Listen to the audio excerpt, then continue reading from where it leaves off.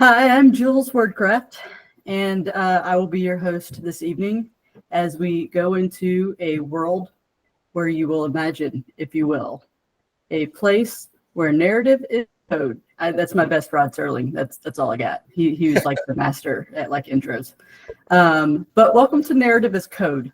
And this is where I kind of break down things where story isn't just entertainment. Most people think stories are just entertainment, but they're really not. They shape reality, for one. How many people are fans of Star Trek? Uh-huh. Yep, that's what I thought. So Star Trek had the recorder, the little flip thingy that they have in the show before we had cell phones, So in that way, it's a perfect example of how stories actually shape reality. Stories inspire people to actually get those things that you see in the story and turn it into a reality. And the same thing goes for like your self-beliefs. So one of the things that really affects you as a person is these beliefs that you have, which is originally a story. Every belief you hold is just a story you forgot was a story. Example, I'm bad with money. I procrastinate. I'm not creative. And these are all just like scripts you keep running, like in a program. So like, I don't know if anybody here is familiar with programming. I'm learning it myself, but scripts are things that you hit something and it just repeats the action when it hits a certain function in the program.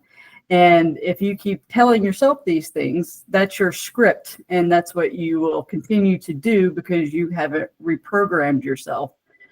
So what you have to do is think of your beliefs as a story, and then your story as a source code. Your brain will actually execute it in the background, unconsciously, all the time, without you realizing it. And if you never introspect and look at it, you're just going to keep running on outdated software. So an example of stories as scripts, as code that shapes who you are. You have the stories that your culture hands you. For example, in American and Western society, you have the culture belief that hustling is good. And if you go to Europe, they think we're all crazy. Because we never, when we go on vacation, we take our cell phones and our laptops and we keep working because we enjoy that sort of thing. There's the joke where you get an email of someone, a difference in email of like a leave of absence between someone who works an American worker and a European worker. And an American worker is like, I'm stepping out for 3 hours to have kidney surgery, but I'll have my cell phone on me and I'll answer it if you need me. Just give me, 3 hours to get out of anesthesia and I'll get back to you. And then there's the European worker who's like, I'm going on holiday. It's August. Get back to me in October. I'll be back when I'm back and you'll talk to you then, So those are different types of what I would call global scripts, things that shape by the culture that you grow up in and are surrounded by constantly. Those are things like money myths, gender roles, big collective programming from the society that you are immersed in. Then you have local scripts of story. And these are the ones that you learn from like your local community, your family and your teachers and your peers, the ones that teach you to be responsible and don't speak up too loudly and yell over people and things like that, or you're the funny one, and things that you can run with for the rest of your life if it makes an impression upon you. Then there are what we call patch script stories. And those are the emergency patches that tack on and get written very quickly in like crisis and trauma situation, such as being rejected and things like that. And you have this big emotional spike, and then you have this thought spiral that can happen. And then that just sort of cements into your personal code of this is the way things are moving forward. And because it's so attached to the emotion of the moment and everything like that, it can impact you far more than even the global and local scripts can, because it hits you so personally. So we're going to do a little exercise today. Write one story / belief that you repeat to yourself. So just jot that down somewhere. And we'll take a minute or two to write that out.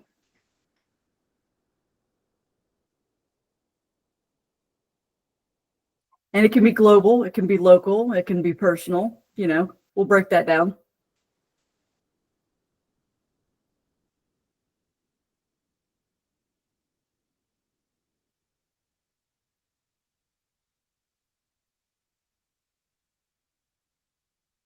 Also, I'm playing music in my head. You can't hear it, but it's a pretty good tune. So.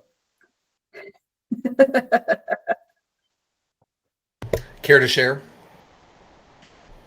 I think it's the dating game. Yep,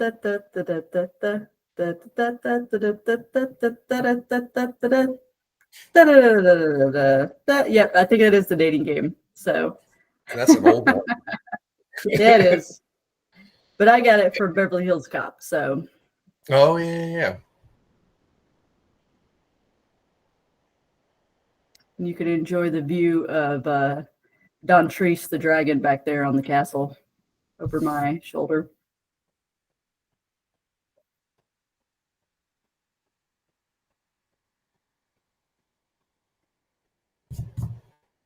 Because everyone got their story that they repeated themselves? Okay, cool. All right, so that is a code that is soft-wired into your system. And I say soft-wired because you can change it. So what you have to do is you have to figure out if this is a repeating code. So if you've said this to yourself more than 5 times in your head, it's not a random thing. It's a loop that you keep coming back to. So what you have to do is you have to figure out, where did this come from? So you have to start thinking about, like, did you initially come up with this idea yourself? And the answer is probably no. Very, very, very few ideas are originated from you. A lot of them are imprinted upon you. There's global or local scripts, as we're saying. So who, first taught you this, right? So you need to ask yourself, did you write it down first and someone affirmed it, which is rarely the case, or did you pick it up from your parents, or did you pick it up from like the subliminal messaging that's in all of the media and everything like that, from a movie, from a television show? Oh, that looks like me, so I must be like that. Those sorts of things. Because most of the code that's running in loop in your head and things like that, when you write these things down, are actually not yours. You've picked it up and you've just incorporated it into your own programming of your identity. Now, once you realize this, you can figure out where this idea came from. One of my favorite scenes is an example of programming a loop.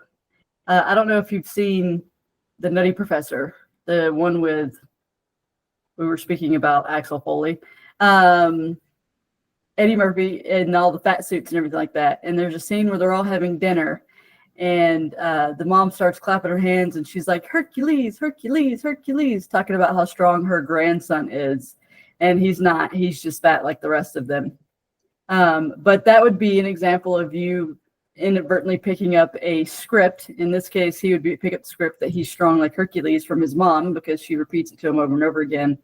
A lot of us people who were in the gifted program as children picked up on this. Oh, you're so smart. Everything comes so easy to you, blah, blah, blah, blah. And then, enter the late stage corporate capitalism world of America when adulthood, we all crash and burn because we're like, why is this so hard?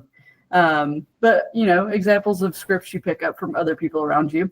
So once you identify who gave it to you, where you picked it up, and the great part is even you don't even have to get the exact node down. You can just sort of get the arena and be like, oh my God, I believe this because I see it on TV all the time. And so I think this is like a thing. My favorite one to pick apart is that people are evil and malicious and the world is dangerous. And that's just not true. Most people are good, and most people, I would say 99%, do not have a malicious intent to harm another person. And this has been shown in psychological studies over and over and over again. An example of that is even when they trained the soldiers in the Vietnam War, they noticed that when they deployed and they started firing at Charlie, as they called it, the officers in charge and things noticed that they still aimed high and they shot above, because they still didn't want to kill the bad guys, even though the bad guys were really trying to kill them. Most people don't want to harm another human being that's not malicious. But if you watch the news any news channel, it doesn't matter what it is, or read any news, you just learn about how horrible the world is and how much crime is out there and how terrible people are. And that's an example of global script programming that you get, that it's not safe to walk down the street at night and everything like that. And so that's my script example. And there's not a particular person or incidents that programmed that into my head, but it took me probably, I would say, 5 to 10 years to unwire that. And the basis of that script comes down to assuming negative intent. And I love to talk about this because I've mentioned this, I think, to Adam before, but there is a wonderful book called The 4 Agreements, and it's written by Don Miguel Ruiz. And he has, in this book, you can get it off Amazon, and I think you could even check it out from your local library. I highly, highly recommend everyone getting a library card, because there's so much stuff you need to do to support your local libraries. But the 4 agreements are: be impeccable with your word, do not take anything personally, do not make assumptions, and always do your best.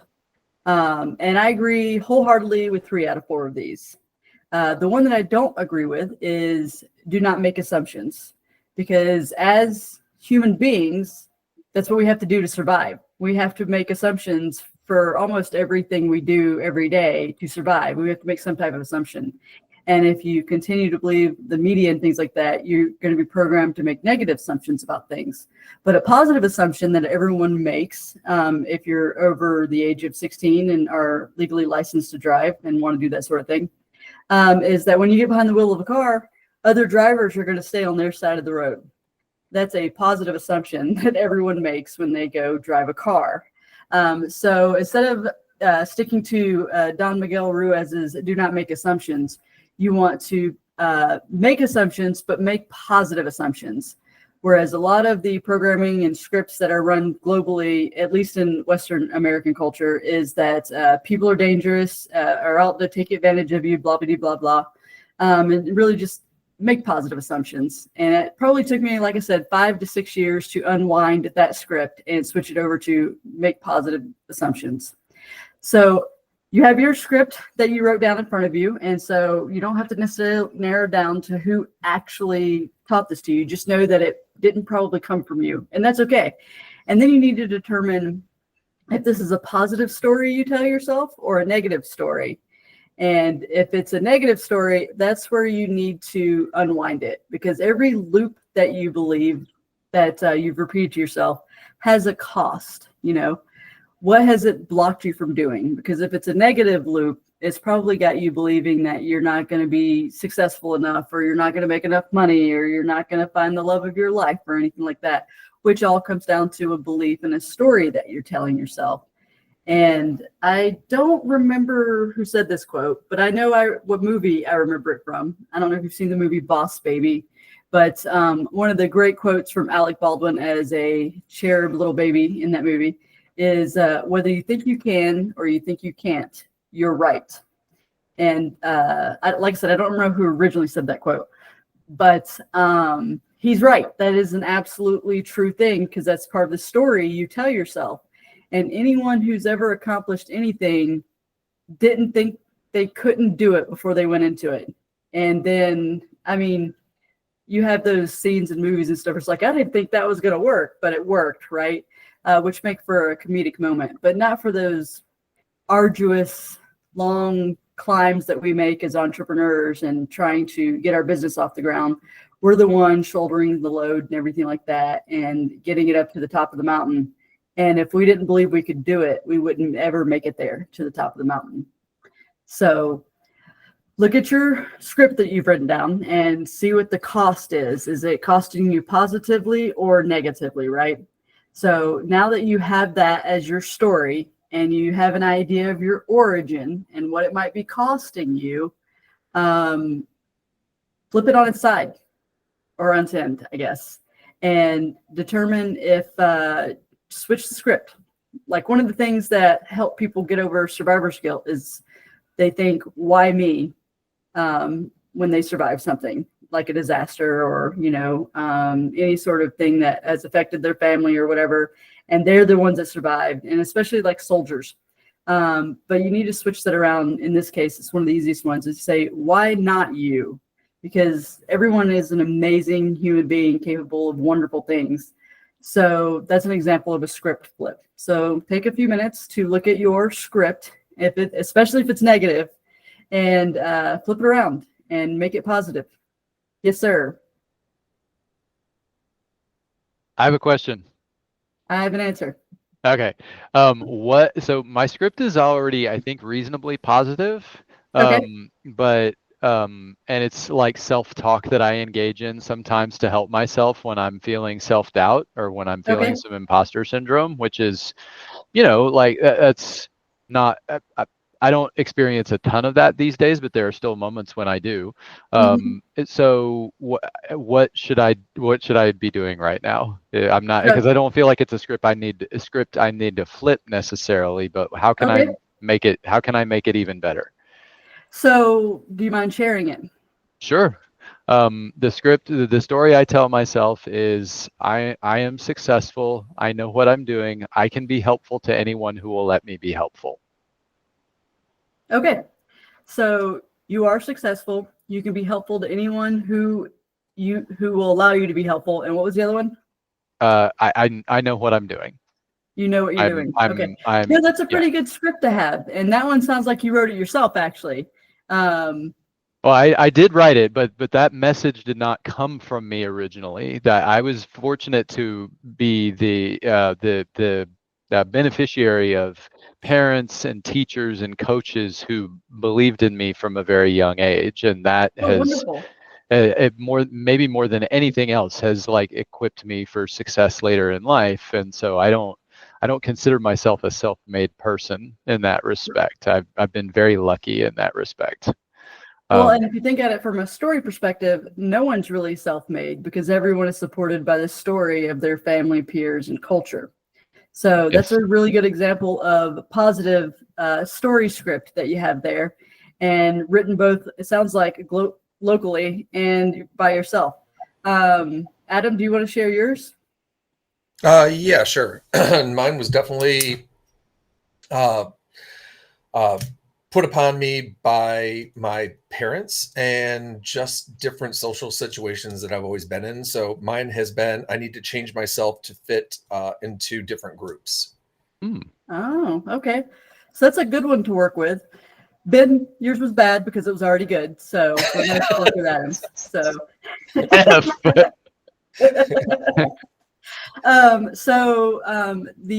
I think, if you would like my professional narrative opinion, you don't need to change yourself at all because you are wonderful as you are, and you will fit in with the people that you vibe with because your frequency is magical all its own. So there is a wonderful quote. Let's see. By Marion. Let's see. I'm going to Google this real quick. And by change, I don't mean like transformative, but more like everybody has their public face, right? And then there's the private face, but there's different types of public faces that you put on. So I am highly intelligent, and like Ben, I feel that I know what I'm doing, and I'm able to help others if they'll let me. You mean adaptability? Yeah, I guess that's a better word. Or I would say as a social chameleon, maybe. What's that? A social chameleon, maybe. Yeah, but I guess like the real thing is I feel that in some groups I needed to dumb myself down in order to relate to others. Okay. So actually, I would actually say that you wouldn't need to dumb yourself down. You would actually need to, it actually takes a higher intelligence to use more vernacular and colloquialism with the group that you are speaking with. What do those words mean? Just kidding.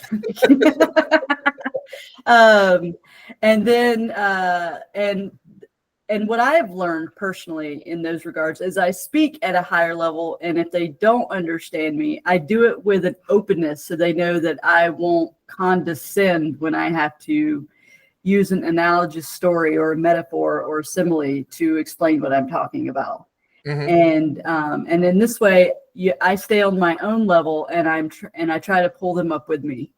So and just because they don't know the words that I know doesn't mean that they're less intelligent. It just means that they have a different set of vocabulary that I learned. Yeah. And actually, one of the best movies that portrays that in recent times is a movie called They Cloned Tyrone. And it is a masterpiece in storytelling, and I cannot recommend it enough.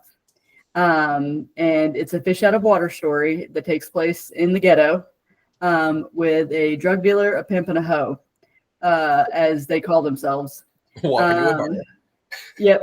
And what happens is you have these great science fiction stories out there about where the humans find out they're being experimented on by, scientists in some secret underground laboratory, blah, blah, blah, blah, right? But all of those stories, when you think about that, come to mind, you think of like these white people who figure it out and they go in and they save the day or whatever.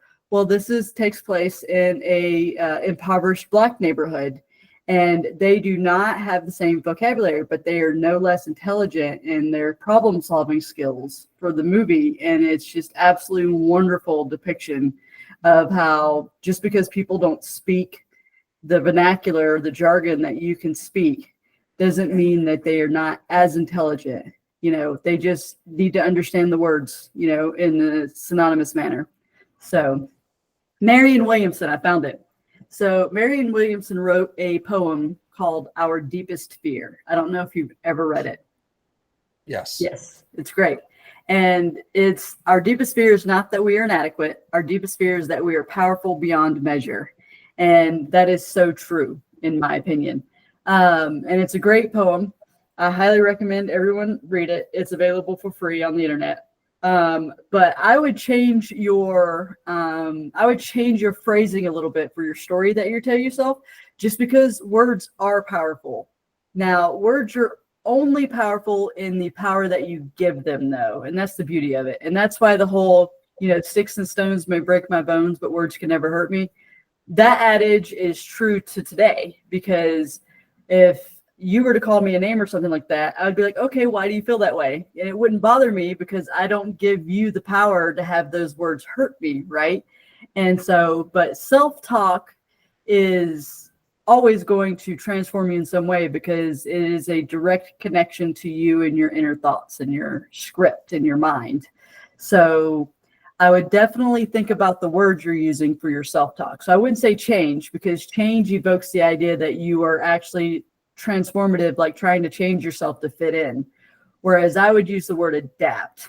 So that way, it's not that you are changing who you are, but you are adjusting to the situation. So that's what I would do with your phrase. That makes sense. Mm-hmm.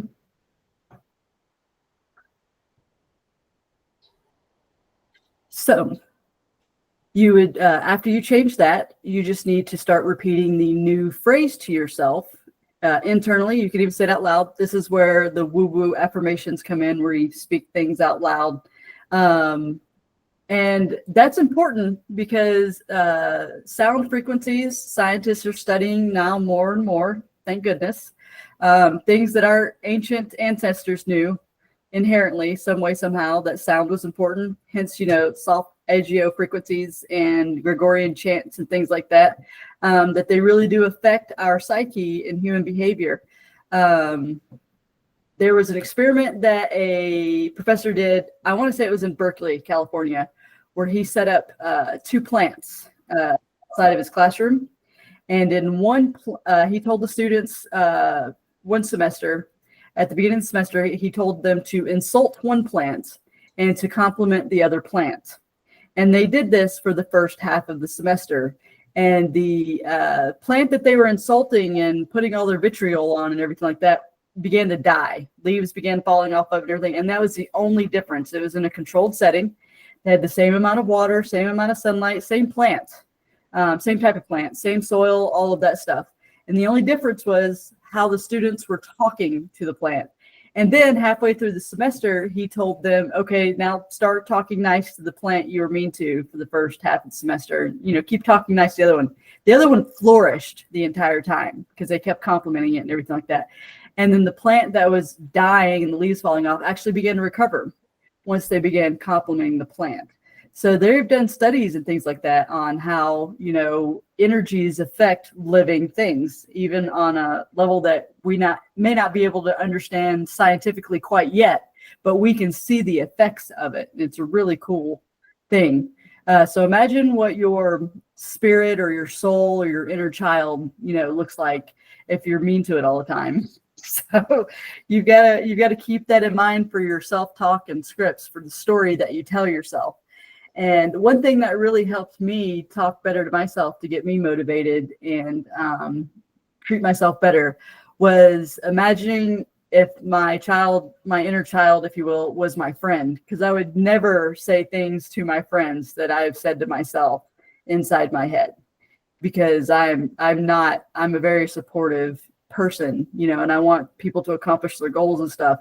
And there's no reason for me to not be that way with myself.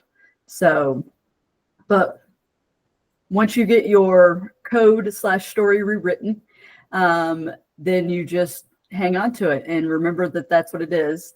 And it turns into your execution program, if you will. And you can do this with any story that you repeat in your head, and just be very careful of the language that you use, because that is important.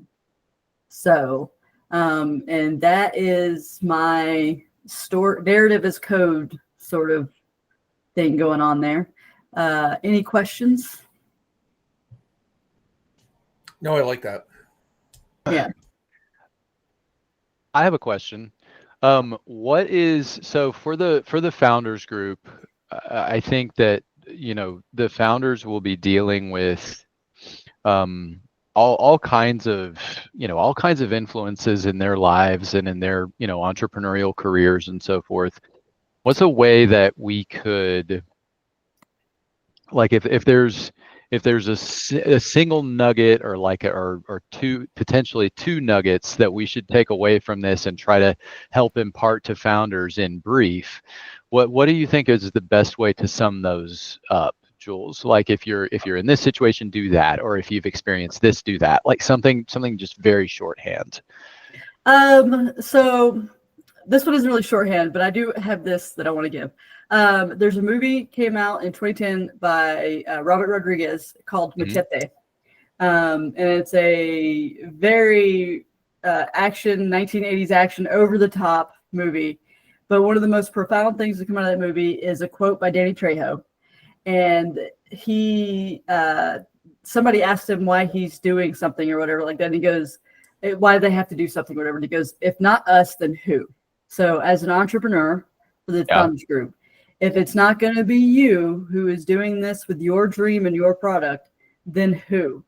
Mm-hmm. And who do you trust more to do it? Some guy or you who are passionate about it and know what you're doing because it's your thing. Yeah. So that's one nugget that I would give. And also watch that movie with popcorn and maybe make a drinking game out of it. It's great. And then the other thing that I would recommend is Marianne Williamson's poem, Our Deepest Fear. Print that out, put it on your wall, read it. It's great, because it really does come down to that. A lot of people are afraid because they're so comfortable where they are because they're familiar with it. Familiarity holds so many people back, just because fear of the unknown is the biggest thing that prevents rockets from getting off the ground, you know. So there was I think I put a meme in the Discord about the Australian space program with their rocket that only made it off the ground for 17 seconds. And they were like, screw you guys, we did it. We did what we were supposed to do. And they spent like $10 million in like 18 seconds and it blew up. But it's a really great post. So read that post, and that's another thing you can hang on to as well, is they owned it, that it failed, but they're ready to do it again, you know? So, but yeah, that's what I would give as a nugget is check out that poem and check out that movie. And just remember, if not you, then who? And then who do you trust more to take care of your dream? You or somebody else? Thank you. Thanks, Jules. This was great. I really appreciate the insights today. All right. there Thank any- you for coming to my first webinar. Appreciate it. For your attendance, you'll get 1,000 cool points. I hear those things are valuable. They are. Exactly.